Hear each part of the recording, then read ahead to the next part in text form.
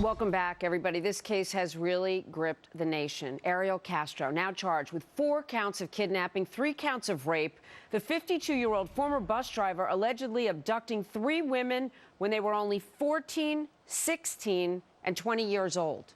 Police say Castro kept them chained in a basement of this home in Cleveland, locked them in rooms for 10 years. He also is accused of terminating pregnancies by force.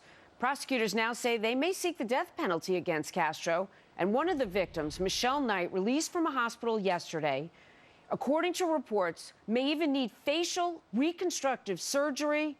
Well, right now she is not speaking, and she's asking the public to give her privacy. Investigators say her testimony, though, would have a major impact on even being able to bring the case.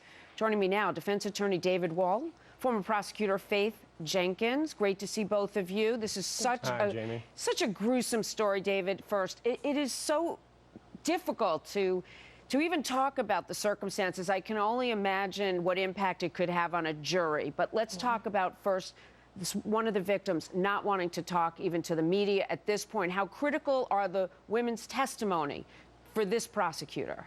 Well, Jamie, as you know, so far there have only been 4 counts of kidnapping and 3 counts of rape charge, no murder charges, but the DA is looking to do that. The trouble is they need more than just Michelle Knight's statement that Ariel Castro assaulted her 5 times and caused the death of her unborn child. They need forensic evidence. They need some evidence, maybe a fetus, which they haven't found yet.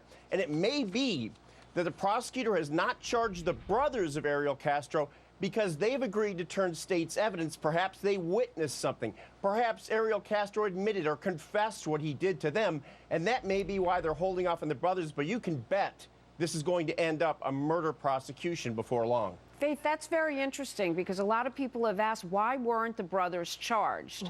Is it common practice that the prosecutor would sit them down and say, what do you know? And if they get a little nugget that they think will help their case, to give them immunity? Well, here's the thing, Jamie. You can't charge someone for just knowing about a crime being committed and not reporting it. That in and of itself is not a crime. However, if the brothers did something, anything to aid and abet Castro in this kidnapping and imprisoning of these young women, then they can be charged with something. It could be something as small as purchasing food for them, fixing a leaky toilet in the house so they could use it. It doesn't have to be anything major, but any small little thing that they did to aid and abet, then they can be charged. But knowledge alone is not enough. But aiding and abetting, I don't know about the fixing the toilet scenario, but an accessory after the fact, David, after the crime is committed, even covering it up in some way, it's just amazing that they've walked away. How influential can a prosecutor be that they need to help the case?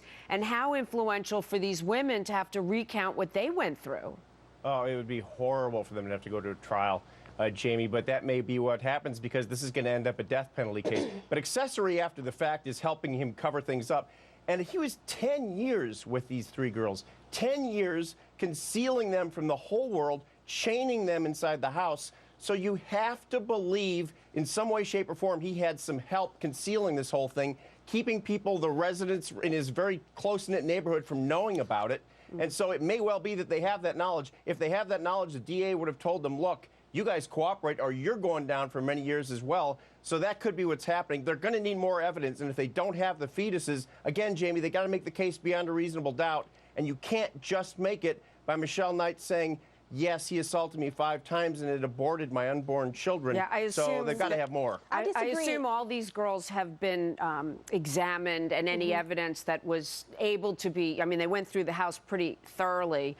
Faith, I'm just interested in terms of the police. There are reports that there were calls over periods of time. Neighbors had seen these women, and they were only out of the house twice and only in the backyard, that they had seen them chained with leashes.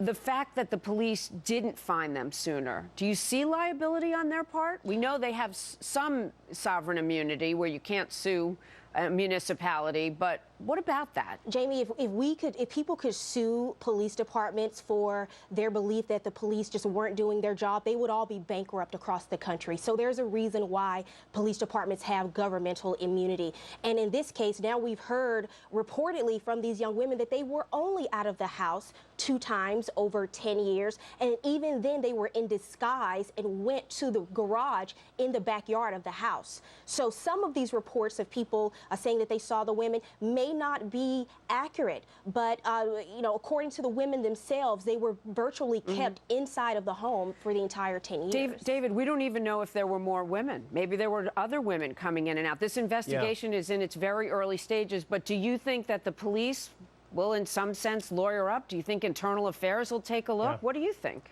Yeah, Jamie, I mean, there's precedent for this.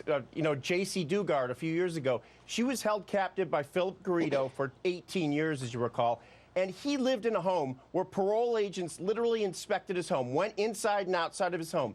Law enforcement officers went in the back of his yard, and they didn't find her in this little shack where she had been kept for 18 years.